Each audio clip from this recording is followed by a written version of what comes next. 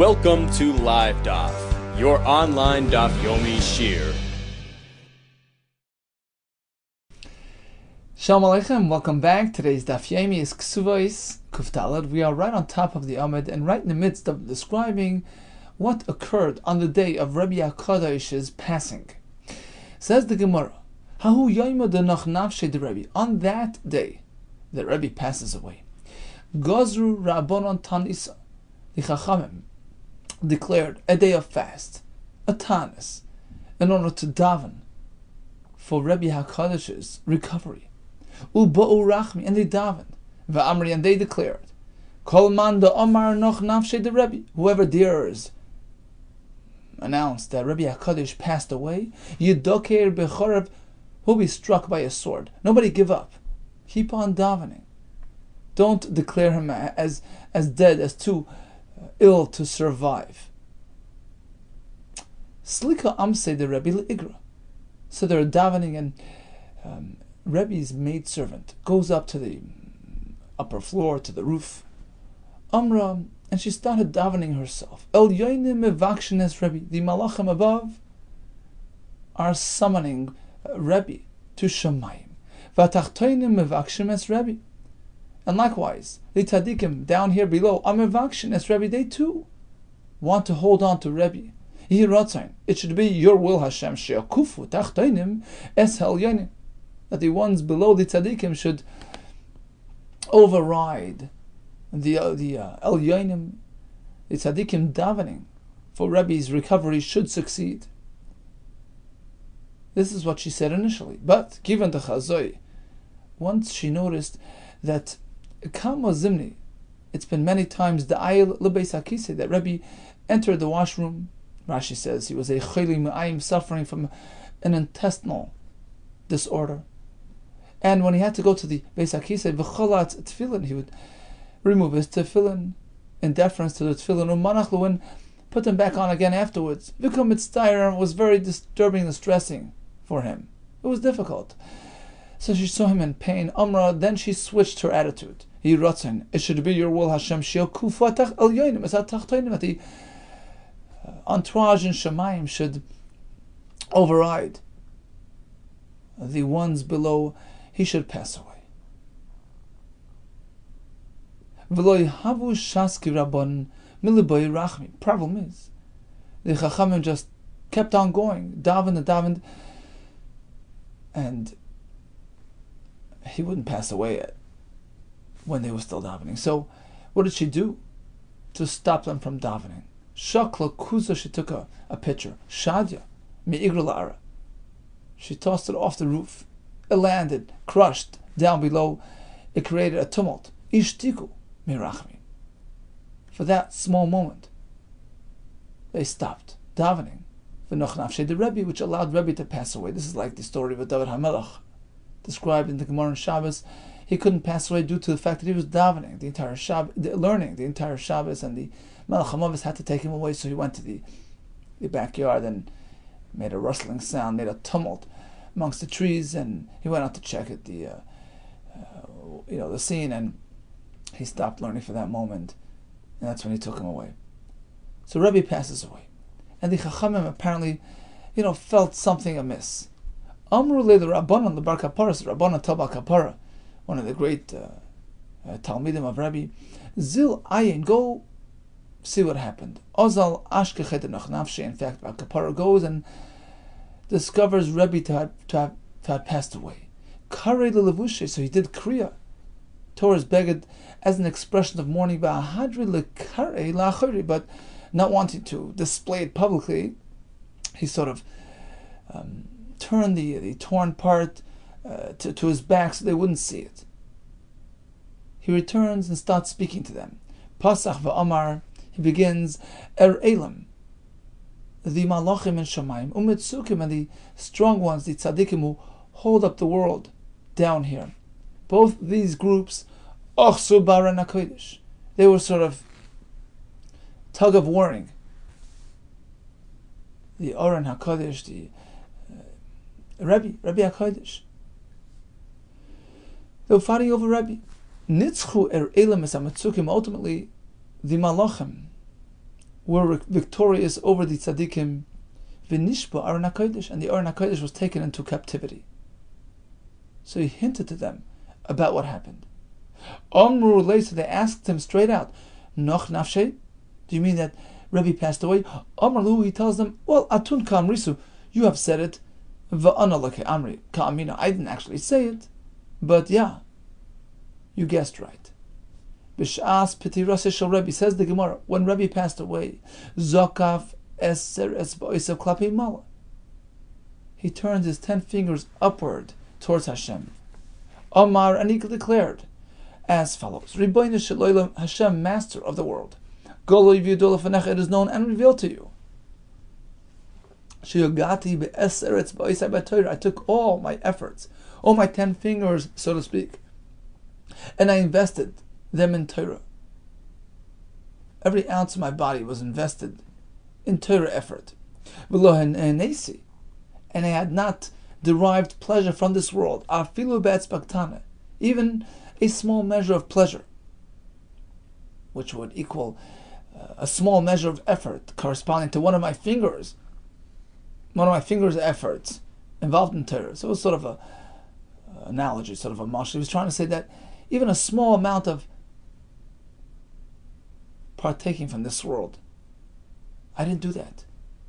It should be your will, Hashem, that my rest should be peaceful. In fact, a baskel calls out in response, Interestingly enough, there's a Taisus in Avodah Zarah. Mesechus Avodah Zarah asks on this Gemara, how could Rabbi HaKadosh make this declaration? They had nothing from this world. The Gemara tells us that Rabbi and Antoninus, his parallel amongst the Romans, these two leaders were so wealthy that they had all types of delicacies throughout the entire year, even out of season. They had snoin v'chazer, everything they needed on their tables. And here Rabbi says he partook nothing from this world. Says Taisvis because Rabbi wasn't personally benefiting. It was just part of royalty to have all that, but he himself was so separate and elevated. The Tur in Siman Resh Lamed Aleph in Arachaim says the idea is to elevate everything to Hashem. So perhaps some of Farshim point this out, that Rabbi HaKadosh lifted his fingers up to Hashem. He says, everything was for you, even my hanois in this world, even my pleasures, were all for the sake of Hashem, to further my service to you, to enable me to grow in Torah and Yirah Shamayim. It wasn't for myself. I wasn't indulging in this world per se. It was all for you, Hashem. In any case, a pretty astounding statement. Every bit of my effort was invested in Torah, nothing else. And Taisus over here brings a medrash. Ad she'adam mispalel, this is about 4 lines from the top. I'm reading about medrash. Ad she'adam mispalel. Before a person daven, everything, you need to daven for everything. But before you daven, to have success in Torah, that's really, step 2.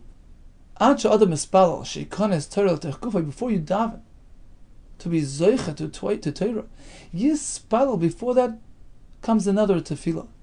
Shelo yikonsu ma'adanim l'soich gufay. That Hashem should spare us from indulging this world. That's a precondition for really acquiring and absorbing the Heilige Torah. So in any case, the Baskel calls out, confirmed, Yanuchu al mishkevaisim. It's a pasuk in Yeshayan and Zayin. And the Gemara asks a kasha on that, on the wording in that pasuk. It begins with Yavai Shalom, right? He should come in peace, singular. And then al mishkevaisam, they should rest. They should rest. It changes into plural. Al mishkavcha, or the girsa on the side, al mishkavai mibayle. It should have kept it singular. He comes and he will rest in peace. Who is the Lashon Rabbim referring to? Answer: Misayel Rav Chia bar Gamda. It's a right to this shita, to this pshat. The Rav Chia bar Gamda. Rabbi Yehuda Kessler tells us in the name of Amar Rabbi Yosef ben Shol, B'shah Tzadik nifta min ha'olam, when a tzaddik departs this world, Oimrim Malachei Hasharos, L'fnei HaKadosh Baruch Hu. The Malachim turn to Hashem. Ribono shel tzaddik ploni ba. Listen, this tzaddik is arriving. Omer lahem, Hashem responds, Yevoyu tzaddikim. You know what? A group of tzaddikim from Gan Eden should go out and greet him. V'yetu l'krosei. They greet him and they tell him, Yaveh b'shalom, come, welcome, and peace. And then when they're done, everybody goes back to Gan Eden, Yonuchu al meshkevaisim, they rest in peace on their abodes. That's why it's a Lashon Rabbim, the multitude of tzaddikim that went out to greet him. Amar Balazar, b'shah tzaddik nifter. In fact, when a tzaddik passes away, min ha'olam, shalosh kitois shel malachi hashoris, yoytis l'krosei, he's greeted by 3 groups of malachim. Achas oimeres le'boy b'shalim. One tells him, come, welcome, come in peace. You're going straight to Gan Eden. V'achas oimeres. A second group tells him, you're going to go directly to Gan Eden without any detours, without any difficulties. The third group tells him, look, you're going to rest in peace. You're going to have a peaceful, abode in your kever without experiencing the difficulties called chibut hakever. So a tzaddik is spared from that difficult experience within the kever. In contrast to a Rasha, when a Rasha departs the world, Shalosh Kitois Shal Malachi Chavala, Yoitis the Krosa, he's greeted by 3 groups of destructive malachim who tell him just the opposite. Achas Emeres Ein Shalom, Omar Hashem L'Rushaim, no peace. The second tells him, V'achas Emeres Loi L'mat Seva, with sadness, Yeshachiv, V'achas Emeres Loi Rida, go down in the caver, V'hashkavas Arelim, referencing his difficult experience. Says the Mishnah, we know that the Almana is entitled to mezainos after her husband's passing, and the Ksuba as well. Is there any deadline in terms of her claiming the Ksuba? All depends where she is situated. Kolzman she beveis avia. Suppose she's back home by her parents. Goiva ksuvas al oilam. There's no deadline in terms of her claiming the Ksuba. Kolzman she beis bala, as opposed to if she was stationed in her husband's home. In this case, there's a expiry date. Goiva ksuvasa. Until when can she claim her Ksuba? Ad esrem v'chamish shana, until 25 years. Why? Why the number 25? Answer is sheyesh b'chafei shan, because within those 25 years, there's enough opportunity. She's a good neighbor, and at times she will dispense various ingredients and supplies to her neighbors to keep up the positive neighborly relationship, and that all adds up and ultimately reaches the Ksuba amount which she was entitled to, and now she's so to speak used it up. Shetasa teva keneg ksuvasa, because in all that time she's dispensing all these ingredients. Rashi says melech and lechem to the neighbors. So when it's 25 years, she's already all paid up. Divi Rabbi Meir she'amar mishum Rabban Shimon Gamliel. This is Rabbi Meir in the name of Rabbi Shimon Gamliel. Dispensing all these ingredients is not really part of the deal. She isn't meant to do that. So after so many years, we assume all this generosity added up to a significant amount, which equal the Ksuba amount, which cancels her Kesuba claim. V'chachamim, they say differently, just the opposite. It's not about dispensing, ingredients to your neighbors. The Yisayimim are certainly okay with that. There's no reason to deduct from the Ksuba. Rather, it goes the other way around. Kolzman she bebeis bala. As long as she's staying here with the kids, goyve ksuvasa lo'ilam, she will continue to have the Ksuba claim ongoing, no deadline. Kolzman she bebeis avi. However, if she transferred back home, goyve ksuvasa ad esrem v'chamesh shanim, then it's a 25-year deadline. And Rashi explains,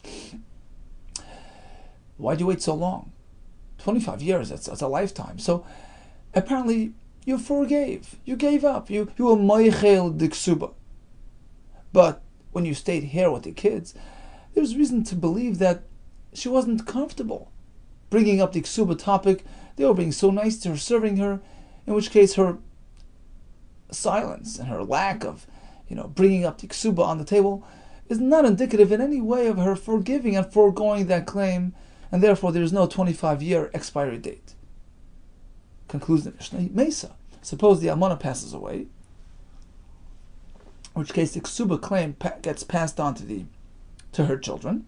Yersheha maskirin ksuvasa.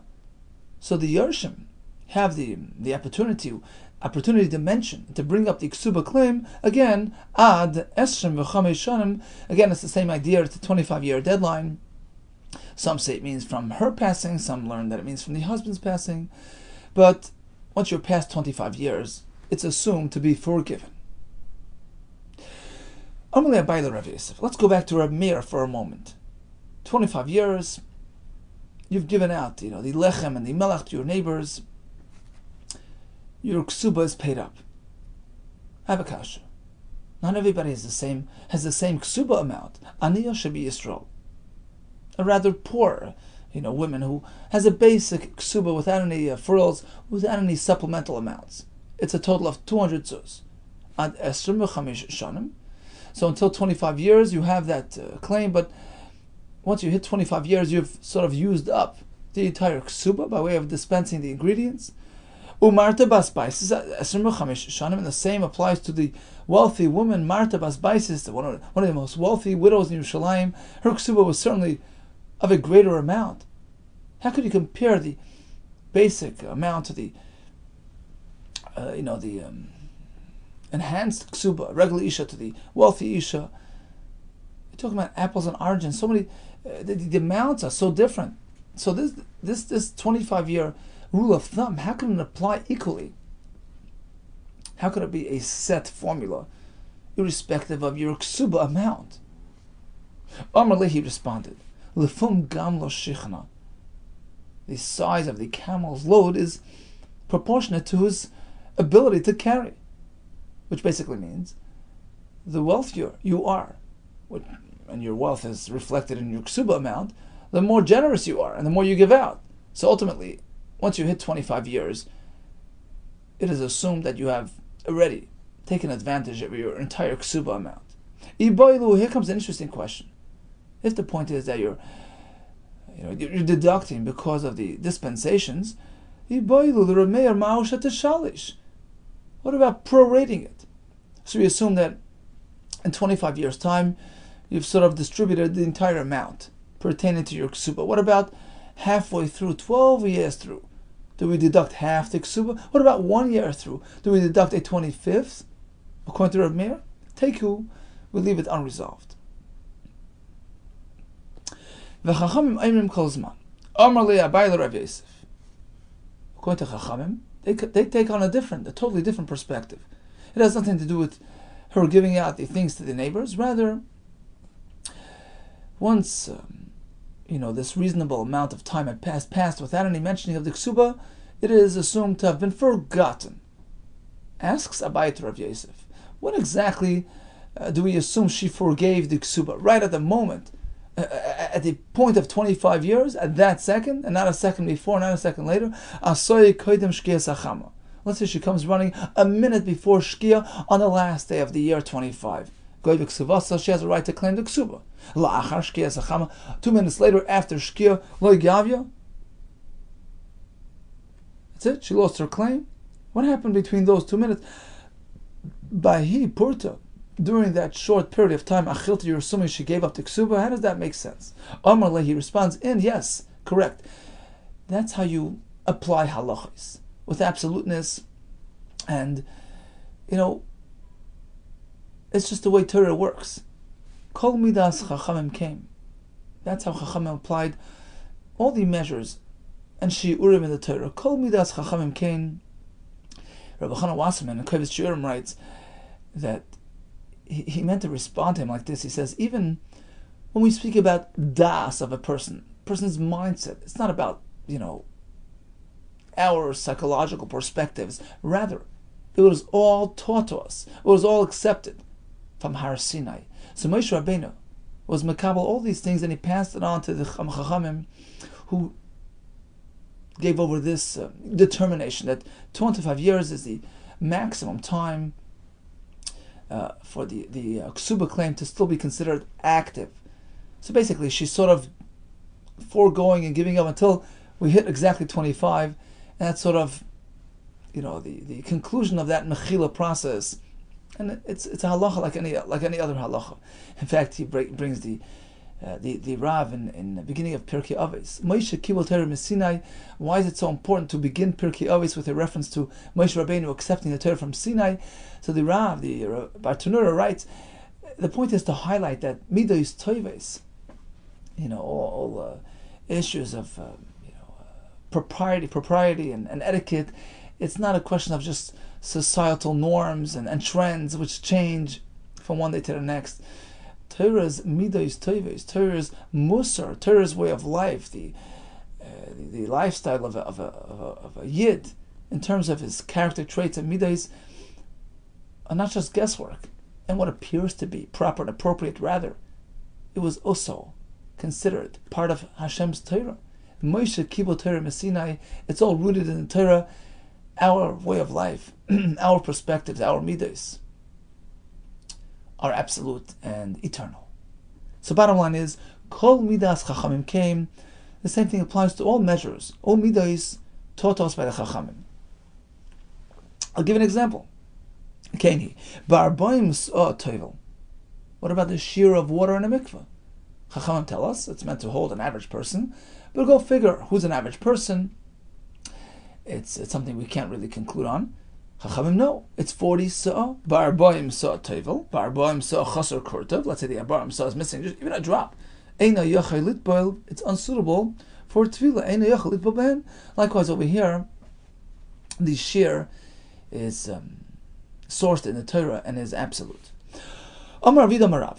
Hey, Rabbi Shmuel, Rabbi Shmuel, the son of Rabbi Yesi, testified. He presented to whom? Lifnei Rabbi, to Rabbi HaKadosh. Sha'amar Mishum Aviv, he quoted his father Rabbi Yesi. Lo Yishan, when do the Chachamim say 25 years without a claim is considered forgiven? It's considered machul, ela she'en shtar ksuba yoytze mitachas yadea. That's only if she's no longer in possession of the ksuba. Aval shtar ksuba yoytze mitachas yadea. Let's say she's still in possession of her ksuba. Goiva ksuvas leilam. She continues claiming the ksuba without any deadlines, because if she would have wanted to give it up, she would have returned the ksuba to the family. The fact that she's holding on to it indicates that she's still holding on to the claim as well. That's Rav's opinion. Rabbi Lazar Amar, no, afilu shtar ksuba yoytze mitachas yadea. Even if she's in possession of the ksuba, it's already 25 years, it's over. Eina goiva ella ad esr mechamishanim, until 25 years and not further. Masar Rav Sheshes. It's going to be a kasha on Rav, who says that if you're in possession of the ksuba, it's not deemed forgiven. Brisa says, Ba'al choiv goive shalei b'haskara.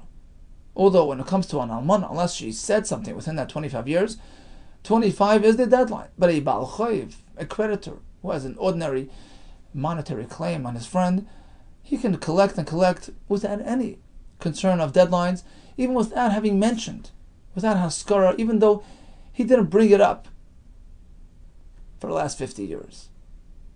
Hey Chidami, what are we speaking about? This difference between an almana, who's considered to have given up, and Rashi explains because, A, let's keep in mind, she didn't really, lay anything out for this ksuba. Number two, they're treating her nicely, they're feeding her. So there's good reason to believe that she just, gave it up. But a Baal Chayv, why would he give it up? So we have that distinction. Hey Chidami, what's the circumstance being discussed? Either leinakat shtar, if the Baal Chayv is no longer holding his shtar in his hand to back up his claim, but my Gavi, how would he claim it to begin with? How could he prove his claim? Ela leinakat shtar, apparently we're speaking about the standard situation where he has a shtar chayv. And the Brisa draws that line between Baal Chayv, who can continue claiming, and the Almana, who cannot continue claiming, even though she has something in hand. Or Baal Chayv de la barichu, and Baal Chayv is not a fellow who we consider to have given up on his claim. There's no reason why he should have given it up. Ha-almana achilta, but the Almana is considered to having given up her claim. Almana achilta. Even though, as we just said, they are in full possession of their documents. So we see it's not really dependent on that. Who moisiv law, who mefarak law. The same Rav Sheshes who presented this question he responded as follows. Perhaps was speaking that he's not holding a document. Not the Baal Chayv and not the Almana. How then would the Baal Chayv collect on his claim? When the Leiva, who's the responsible fellow, purportedly responsible, he's admitting to the the loan that it was issued to him, so there's no question of verifying the event. However, he's saying, look, it's already 75 years gone by, you haven't said anything, give it up. And the answer is no, it's not forgiven. In contrast to the Almana, who's coming with a shtar ksuba, in which case we say, it's 25 years, it's up. One more kasha on this. V'amar Bala. Rabbi tells us, Shoinin, the Tanoim, presented in the Brisa as follows. Gurusha harihi kebal chayv. In contrast to an almana who's being treated well, she's being fed, there's reason to believe that perhaps she forgave the ksuba claim. A grusha, a divorcee, has no goodwill here. There's no reason for her to give it up. She is equal to a bal chayv, who maintains her claim regardless of the lapse of time. Hey chidami, what's the case? Either leina kita ksuba, if she's not holding the ksuba in her hands, b'may gavya, how would she come claim her ksuba? El lavdina kita ksuba. Apparently she is in possession of a ksuba, and we say only a grusha could continue claiming. Ugrusha hidelav basechuli. Only in a grusha, where there's no reason to believe she's meichel, she has the ability to maintain her claim regardless of the length of time. Ha'almana achilta. But apparently in almana, where there's reason to believe or reason to suspect that she was meichel, she's considered to have forgiven her ksuba claim, despite the fact that we are holding a shtar.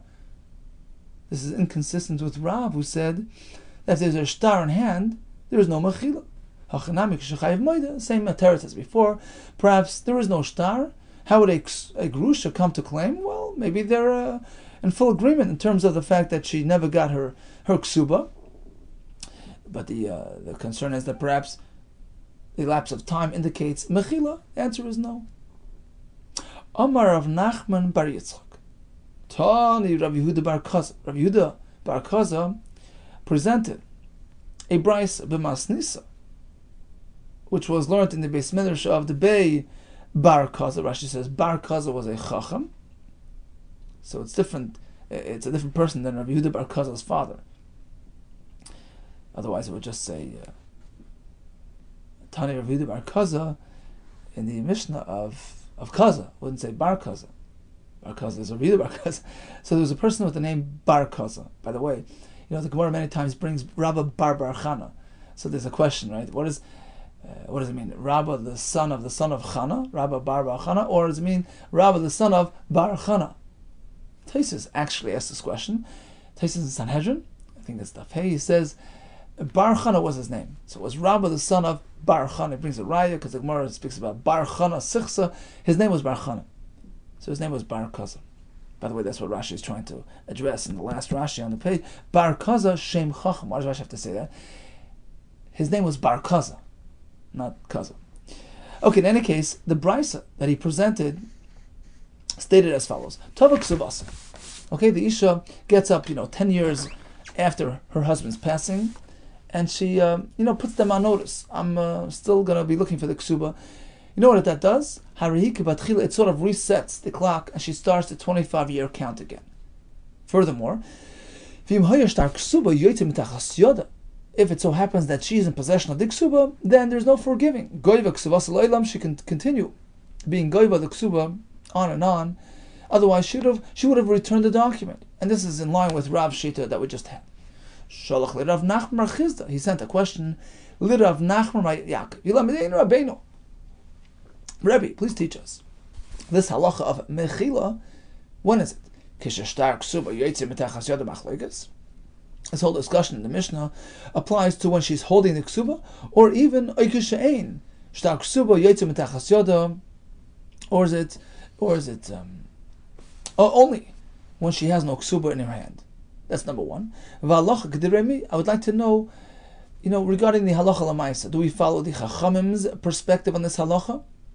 It's a mechila-oriented issue, which only applies when she is back home, because as we explained, because when she's by the, hanging out with the family, she's uncomfortable bringing up the ksuba, in which case the 25-year period having gone by isn't really an indication of mechilas. That's the Chachamim's perspective. Reb Meir switches it around. It's the opposite. The point is, she's already used up the ksuba by way of sharing with her neighbors, and that only applies, of course, when she's spending time in this household, in the husband's household, but back at home, there's no reason to deduct her ksuba.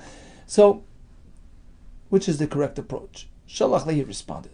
Number one, B'she'ein shtar ksuba yoytze mitachas yod ha'machlokas. The issue is only when she's no longer in possession of a ksuba. Aval shtar ksuba yoytze mitachas yod. If she's holding on to the ksuba, that's the biggest raya that she's holding on to her claim. Goiva ksubas loylam, she maintains her ksuba right forever. Number one. Number two, v'halach gedivri chachamim, we take the chachamim's perspective in the Mishnah.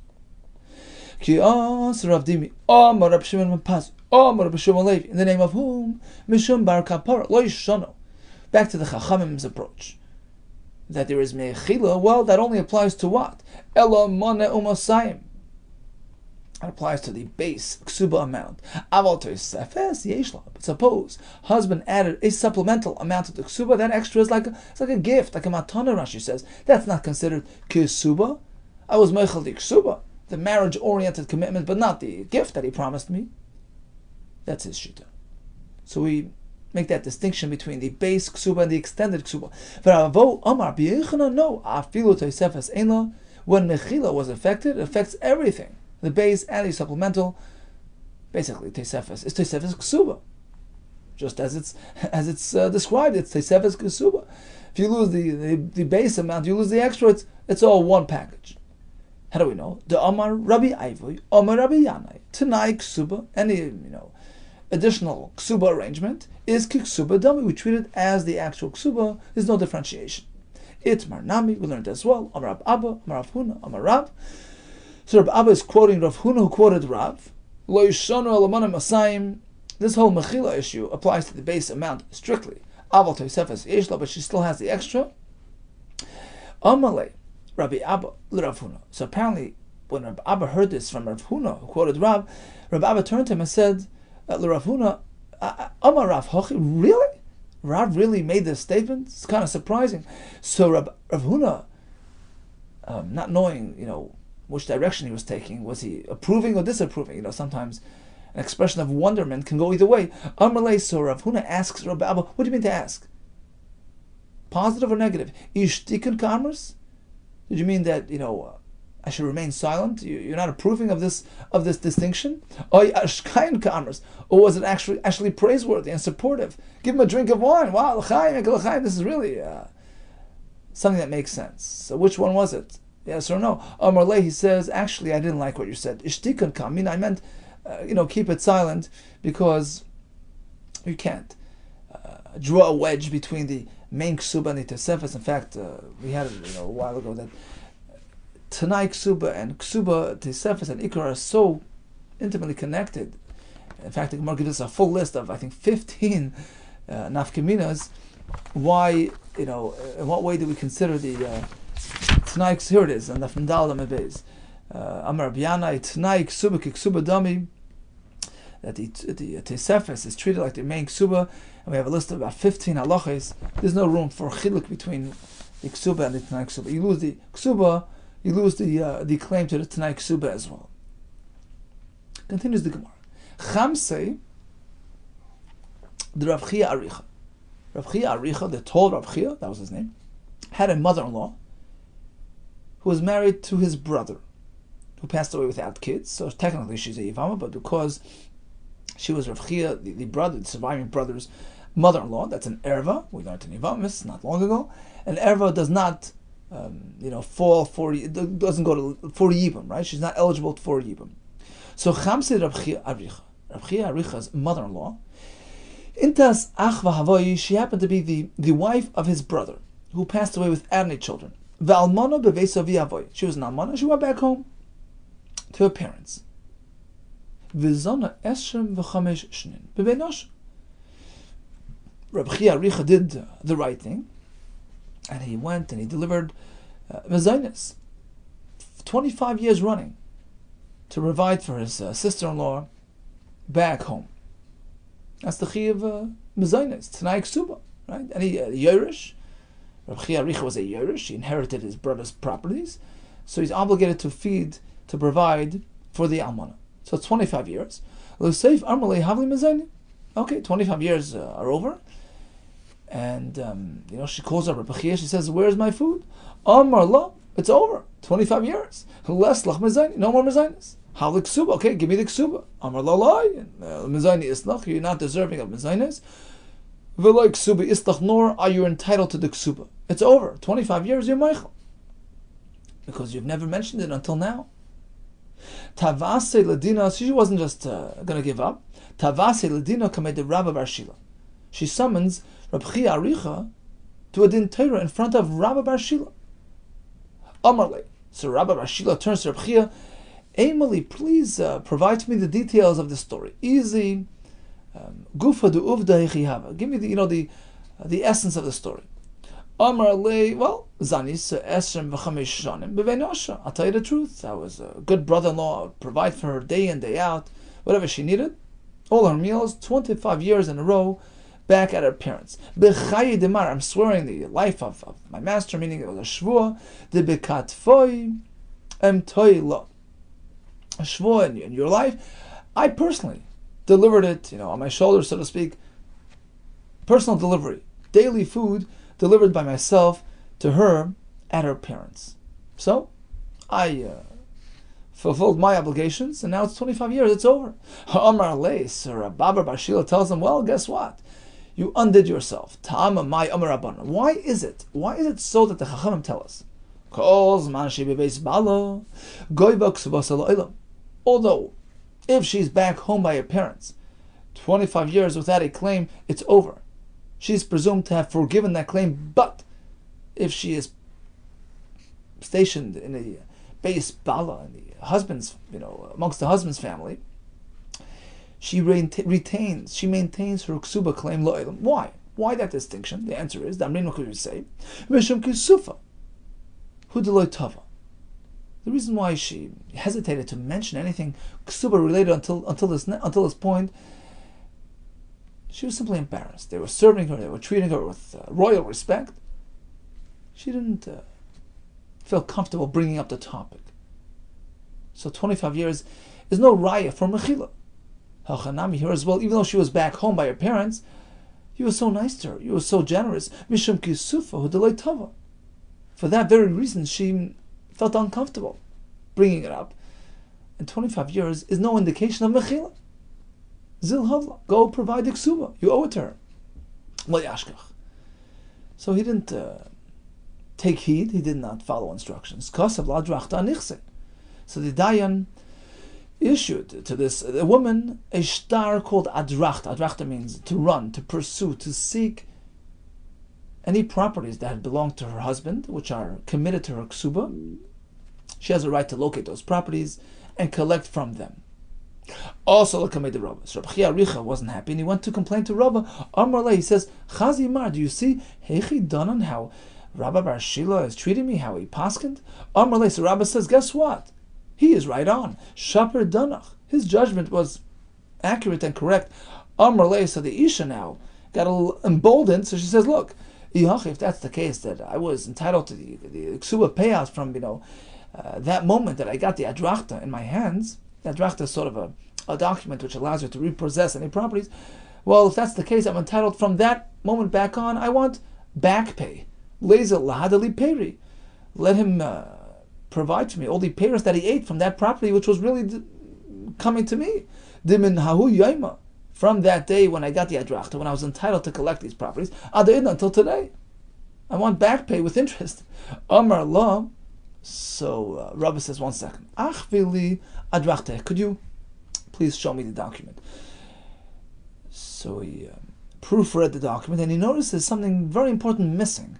It was missing the following expression. Vishtamoid ana.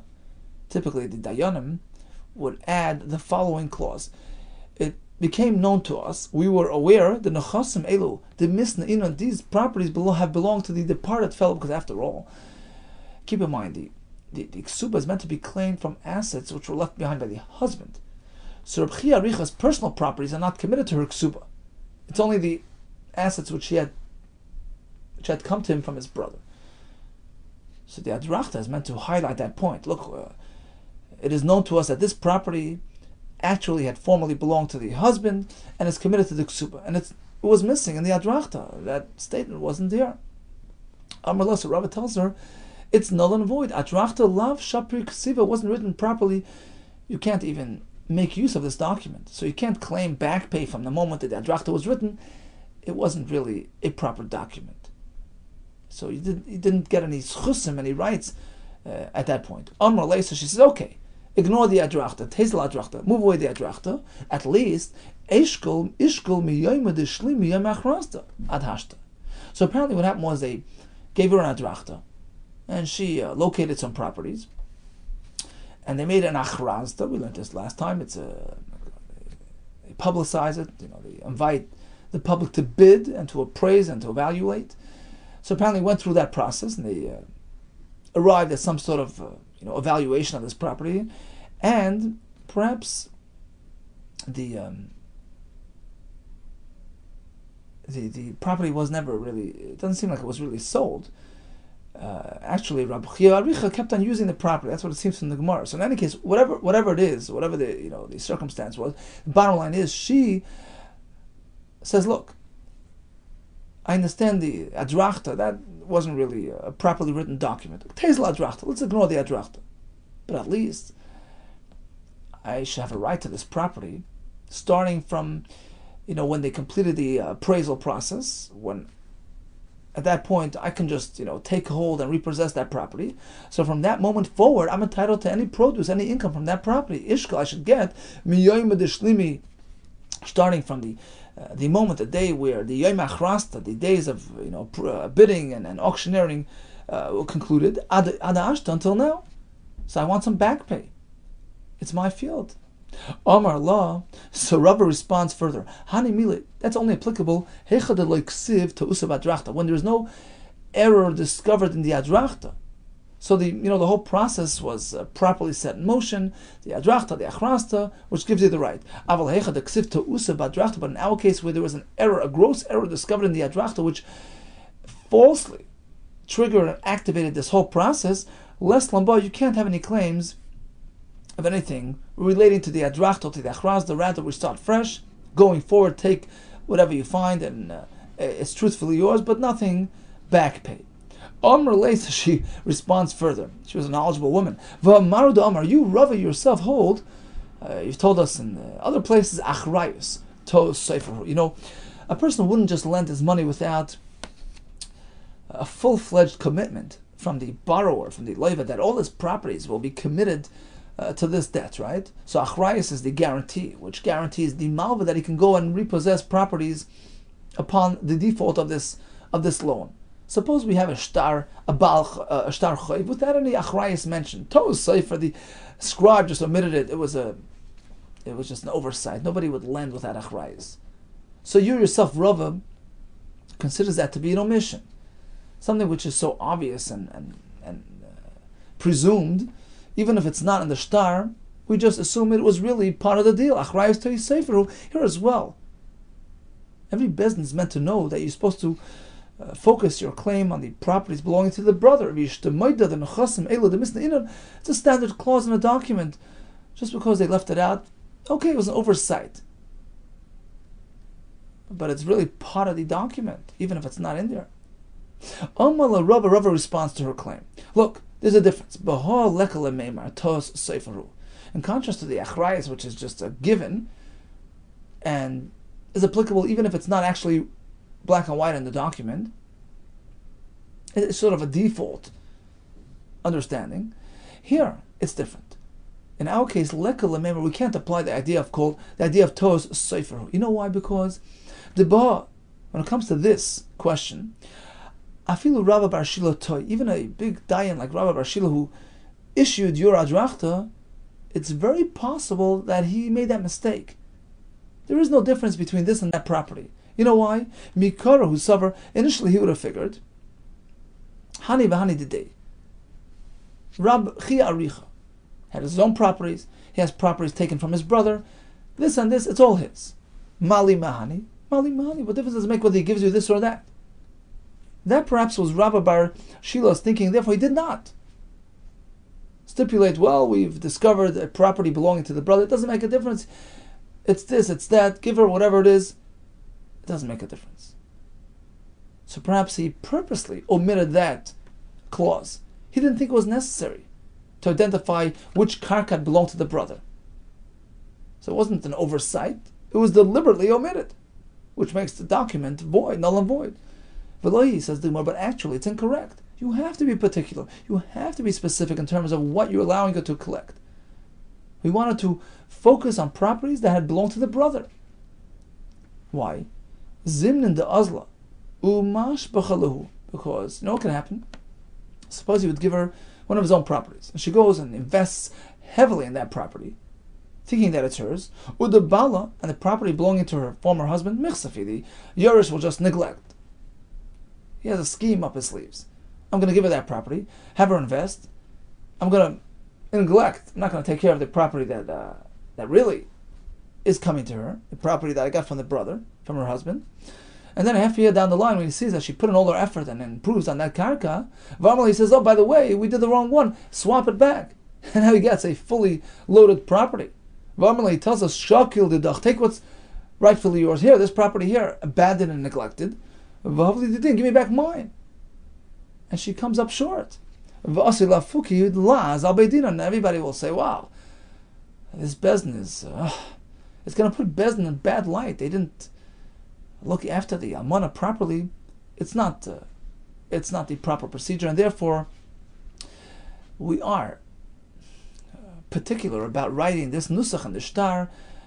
We've identified a karka from the former husband, which is now going to be forwarded to the Almana, and unless you have that in the shtar is not a legal document that has no validity.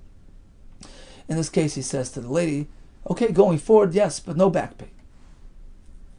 Okay, let's just recap today's daf. We started the story of Rabbi HaKadosh passing. The only way that he was able to leave the world was when they stopped davening. He lifted his fingers and exclaimed to Hashem in reference to his full-fledged lifetime of effort invested in Torah. We learned about the Malachim who greeted Tzaddikim in contrast to the Malachim who greeted Rishoim. An Isha has up until 25 years to collect her Ksuba. We have two perspectives. Reb Meir learns it's because she's used up the Ksuba, because of all the generosity which she had performed with the neighbors throughout the 25-year wait. This only applies when she lived in the home of the Baal of the Yisraelim. But if she's back in her parents, this issue doesn't apply. There's no expiry date there. Chachamim switch it around. The point is Mechila, which only applies when she was living outside. Why'd you wait so long? You were Meichel. But if you're living right here, there's no indication because we attribute it to discomfort, the fact that they were so nice to her. She steered clear of this sensitive topic, but in no way was she willing to give it up. The Gemara had a machlekes. Let's say she still has the ksuba, whether it's considered mechila. The Gemara says the halacha is that if she's still holding the ksuba, the chachamim would agree there is no mechila, and we also take on the chachamim's approach to things. It's a mechila-oriented sugya, not Rabbi Meir's approach. Then we had the chiddush that the ikar ksuba she's meichel but not the tesefes, and according to Ravo, the name of Yechanan, no. The ikar ksuba is gone, and so is the tesefes. We concluded with the story of Rabbi Chia Richa, and how important it is to write the adrachta accurately to avoid any misunderstanding and confusion. Hadran Allah Chanoise. All the best to you and Hatzlacha Rabbah.